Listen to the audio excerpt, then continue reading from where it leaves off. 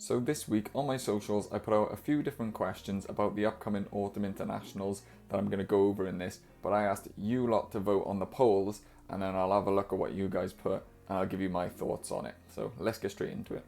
So I'll pop the polls up by here so everyone can see, but the first question was, what do we think the Wales score will be? Obviously the clear winner here is Wales by 7 or less, 52%, which is quite a lot. That's what I would have gone for as well. Granted, this was before Scotland just absolutely romped Fiji by 50 points, so that might change people's idea a little bit. I still think it's going to be mega close. We're so devoid of confidence. Fiji will probably bounce back, and this Wales game is probably one they would have targeted, so it wouldn't surprise me to see them sort of sort themselves out and come back firing. And again, we're so devoid of confidence, and this is going to be so desperate for the win because we don't want to beat the record of most losses in a row. Gatland is going to be desperate for it, and I think that's going to make us really cagey.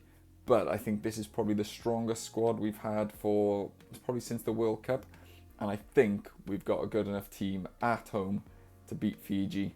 But I think it's going to be very close, very cagey, and I agree with you guys on this one. Okay, so the next question was, which of the centres do you think is going to actually nail down a spot? We haven't had any sort of balanced centre partnerships really. No one's really put their hand up to say this is going to be my job for the next few years. Who do you think is going to do that in this autumn series? And again, it's quite a large consensus. Gone with Max Llewellyn, 52%. I like that stat. That's what I fancy as well. I think he started the season excellent. He's got that continuity with Anscombe and Thomas Williams, and Gatland's talked him up, and I think he might play him at outside centre. We don't really have someone in all of that squad who looks like a natural outside centre, and I think he can do that job the best. I'm a little bit afraid he might go with Owen Watkin in that role and give us that experience in the midfield, but I really hope that he gives Max Llewellyn a chance, because he's played out wide as well on the wing, so he showed he's got the pace for that position, but he runs some great lines. He's a big guy, but he can distribute as well.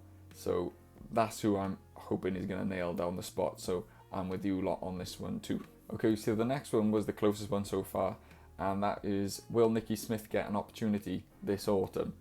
A lot has been made of him coming back into the squad after he left Wales. Gatland always said he likes to have his players based in Wales. They've tried to make a lot of incentive to get players to stay in Wales. Nicky Smith wasn't getting a look in while he was at the Ospreys. He's gone to Leicester, and instantly, as soon as the next squad comes up, Gatland's brought him in. Not too sure what that's about.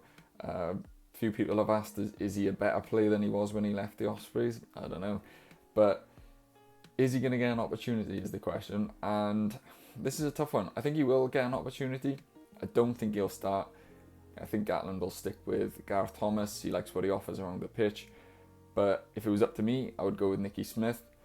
But I'm a little bit concerned. I won't say concerned, but I wonder if Gatland is going to continue to back Kemsley Mathias, because he's clearly done that, see something in him, and he's done that over the last 2 seasons or whatever. And I wonder if he's going to reward Kemsley Mathias, who's had a decent start to the season, to be fair, definitely a marked improvement to where he was last season. And I wonder if he's going to continue to reward him and continue to give him exposure at international level. I'm not sure. I would go with Smith. I'd like to, at the very least, see him on the bench, but it looks like a lot of most people think that's what's going to happen, same as me. But I would like to see him started. But I do get that sneaky suspicion that he might just stick with Mathias, because he's not ever really give Smith a run of games in the squad. So I wonder, why would he start now when he's a little bit older and he's not based in Wales? I don't know, it's a strange one to me.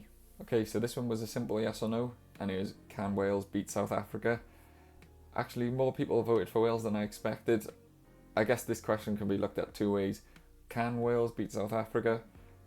On any given day, anyone can beat anyone. I understand that. Yeah, and I guess if you're answering that question with that frame of mind, yes, Wales could beat South Africa. But will they?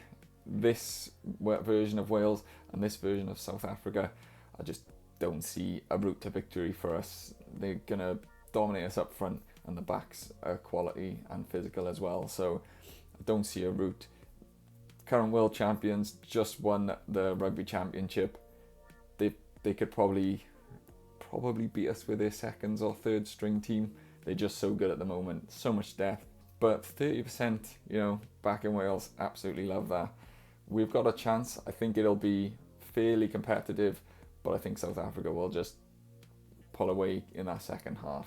But I would absolutely love to be proven wrong. But I love the Wales-South Africa game.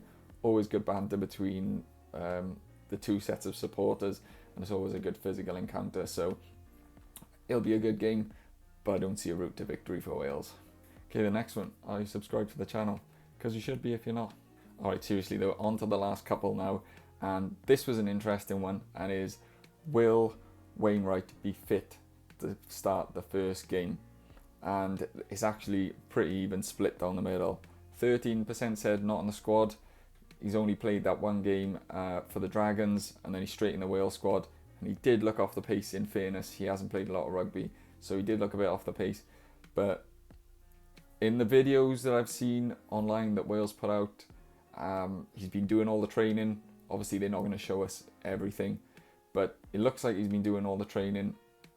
And I got a sneaky suspicion that if he's got through all of the fitness tests and he's done all of the training, the Gatland will stick with him. So obviously someone that he's got a lot of faith in, and he's given him multiple opportunities in both of his stints as head coach. And Wainwright has just been so invaluable to us over the last couple of seasons.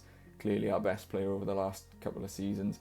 So I wonder, with the fact that there's no real natural successor to play that sixth role, because we assume that if Wainwright can't start or starts on the bench, Plumtree will play 8, and there's no one who's saying you have to pick me at 6. I mean, you guys might disagree with that, but there's no real one outstanding candidate, and for that reason I think he might just put Wainwright in and put Plumtree at 6 without Wainwright having that much game time. Because I mean, you could say Jack Morgan could play 6, he plays there a lot for the Ospreys, but Gatland has pretty much said that he regrets making that choice in the World Cup against Argentina, and he didn't think that balance worked, and I think that just means he's not going to do that in this autumn series. So I would start him if he's fit and hope that he can just hit the ground running, but I wouldn't be surprised if he comes off the bench. And as you can see, the split says 43-43, so yeah, nobody knows, I guess, is the real one behind it.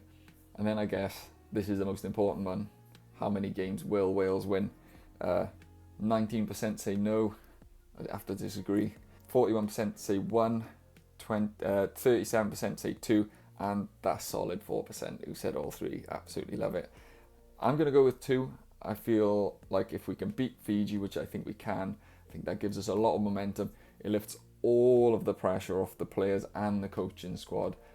And if anyone actually watched Squidge's latest video about Gatland, he literally picked up this point where they're a snowball team. If it goes on a bad run, it tends to continue, and once they get on a run, it tends to continue that way.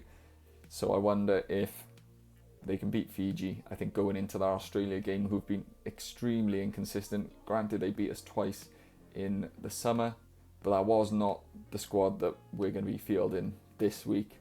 And they have been so inconsistent with their performances away from home at the end of a long season, I suppose. I think we might have enough to edge them out, especially if we beat Fiji. If we lose to Fiji, going into that game is going to be literally so much pressure on the players in Gatland, because you're probably not going to beat South Africa. But 37%, I'm with you guys.